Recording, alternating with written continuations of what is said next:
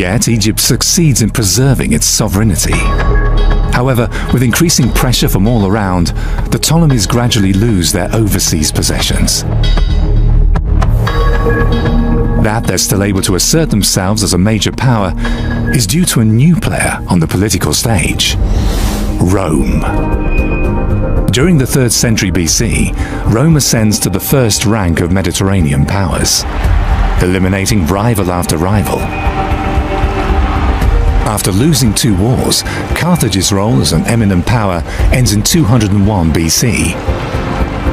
Rome is now the leading political power in the Western Mediterranean and turns its gaze to the east.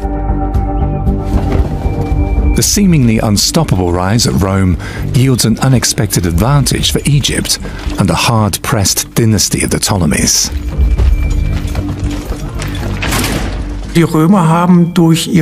By expanding into the eastern Mediterranean, the Romans stabilized Ptolemaic rule, as Rome's wars until the middle of the 2nd century BC were usually fought against potential enemies of the Ptolemies. In der Regel Kriege sind gegen potenzielle Feinde der Ptolemäer. Insofern haben This way, the Romans played into the hands of the Ptolemies.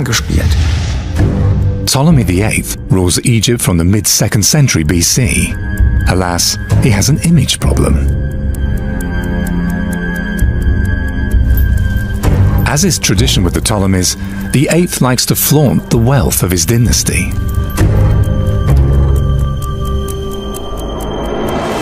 Yet while the pharaoh presents himself as the successor of Dionysus, the Greek god of wine, he has scholars and intellectuals expelled from Alexandria.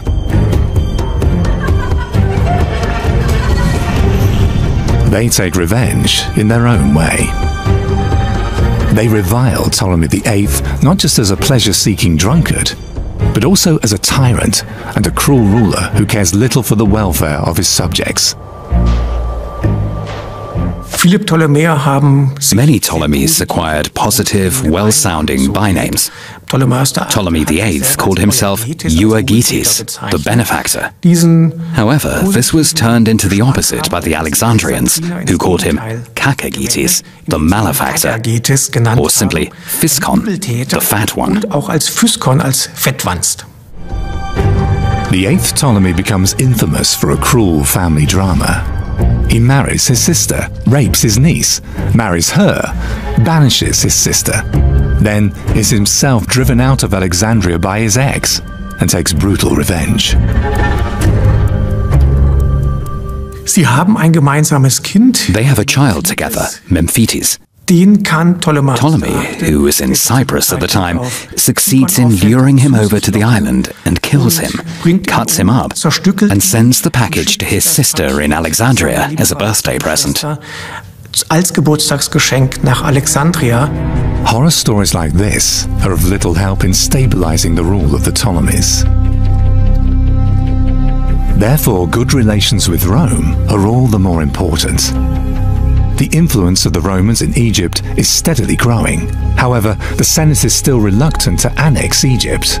The wealth of the country on the Nile could lead to internal strife in Rome and destabilize political order. Relations with Alexandria, however, remain close. In 134 BC, Ptolemy VIII receives a Roman delegation in his capital. It becomes a true clash of civilizations. While Ptolemy proudly presents the splendor and luxury of his empire, the ascetic military leaders of Rome see it merely as a sign of decadence and moral decay. Egypt's future seems uncertain. All the more so since the Nile floods repeatedly fail to materialize. According to Egyptian belief, it's a sign that the pharaoh doesn't find favor with the gods. There are some promising approaches that try to link climate phenomena with economic developments, but also with domestic political developments in Ptolemaic Egypt. Since the Ptolemies, like all Egyptian kings before them, were held responsible for the proper rise of the Nile, this could very quickly create domestic problems for any ruler. To climate researchers, Greenland is an important place. Here they can take samples from the kilometer-thick ice sheet. The ice cores are a kind of climate archive. They document long-term developments, but also natural disasters to the year. In 2020, researchers make a surprising discovery in a layer of ash. They find out that in 43 BC, during the final phase of the Ptolemaic Empire, there was a huge volcanic eruption on an island off Alaska. The enormous cloud of ash causes global climate change. In East Africa, the summer monsoon shifts south. As a result, the Nile River carries too little water. There are crop failures and famines, a well-known phenomenon in the history of Egypt. The unification of the empire takes place in 3000 BC during a period of drought. The end of the Old Kingdom also coincides with the drought period. A drought accompanies the third intermediate period, as well as the invasion of the Persians in the 6th century. For Egypt's rulers, each of these crises is fatal. A distrust that triggers revolts. These are crises that she too has to deal with. Cleopatra. The Ptolemaic dynasty ends with her. Yet, unlike her immediate predecessors, she tries everything to avert the downfall of the Egyptian empire. Cleopatra VII was an extraordinary ruler for the Ptolemies because she seemed to have been interested in Egypt, had a sense of responsibility, was one of the few Ptolemies in the later part of the dynasty to have actually travelled through the country. She seems to have known Egyptian, the language, not just spoken in Greek. So she had a real appreciation and care for her country, which was not the norm for the Ptolemies. Cleopatra's reputation remains shrouded in legend to this day. Was she really a classical beauty, as this bust of her suggests? We don't know what Cleopatra looked like. There are written sources and there are visual ones. I would argue that none really reflect reality. What probably comes closest to her appearance are the coins. According to that, her appearance was striking but not particularly attractive. In her profiles on most of the coins, an expressive nose and a determined face stands out. Ancient sources emphasize Cleopatra's intelligence, her grace, and her resourcefulness. For example, she's said to have smuggled herself into Caesar's palace, hidden in the carpet.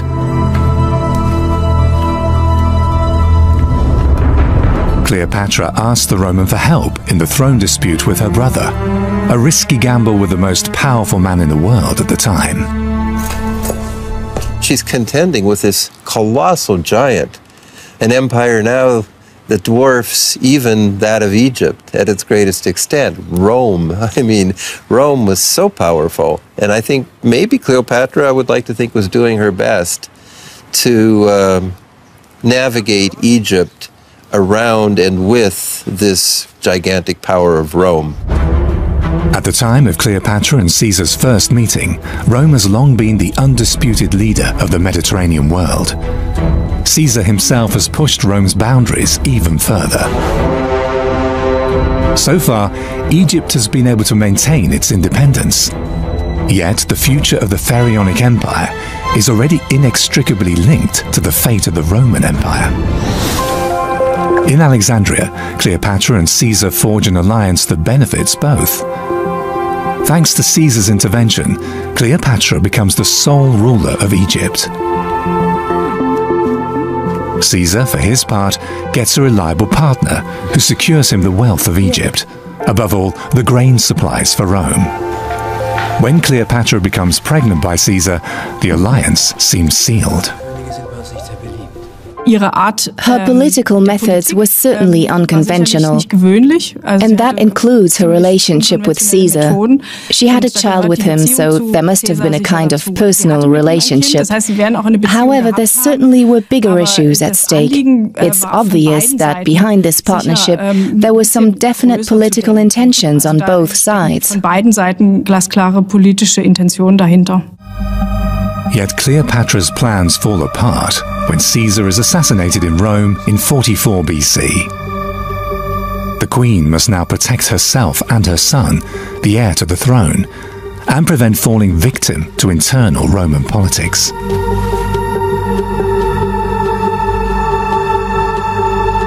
At the Temple of Dendera, there's a huge relief on its southern outer wall. It shows Cleopatra as the pharaoh with her son Ptolemy XV, also known as Caesarion. As her designated successor, he wears the double crown of Egypt, while Cleopatra sacrifices to the gods.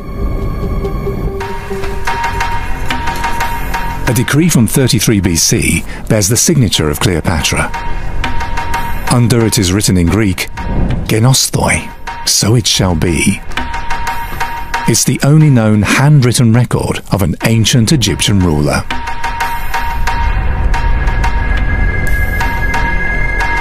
Cleopatra is determined to secure her power, and thus the continuation of the Egyptian empire.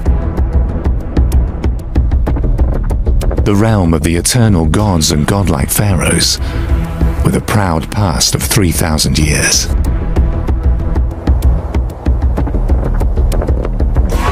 As for the complicated relationship with Rome, Cleopatra makes the most of it. After Caesar's death, she manages to win over Rome's new strongman, Mark Antony. In Alexandria, she gives the Roman general a triumphant reception. Both appear side by side for all to see.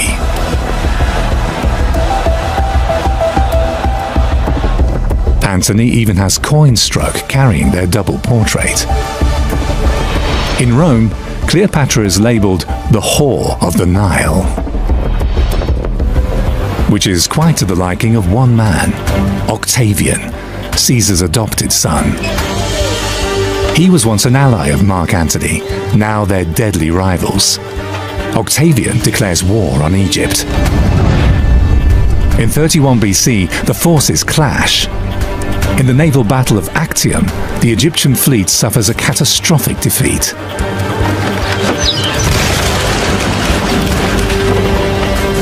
At the last moment, Cleopatra escapes with a handful of ships and flees to Alexandria.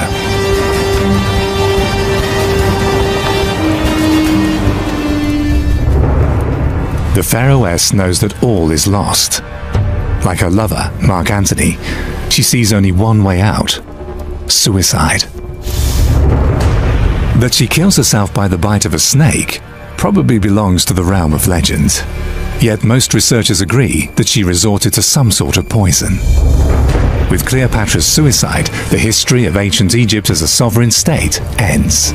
Cleopatra VII gambled with high stakes and lost. Actually, no ruler at that time would have been able to stand in front of the Roman supremacy. Pharaonic Egypt had outlived its time, and its structures were no more able to continue. In 1996, divers find ruins that may belong to Cleopatra's palace in the harbour of Alexandria. But does ancient Egypt ultimately perish with Cleopatra?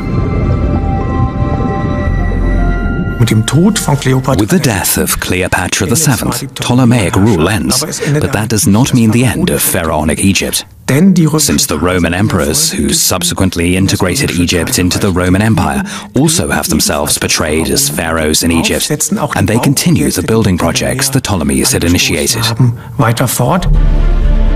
He's the first to step into Cleopatra's shoes, Octavian, the first Roman emperor and pharaoh, later called Augustus the Exalted.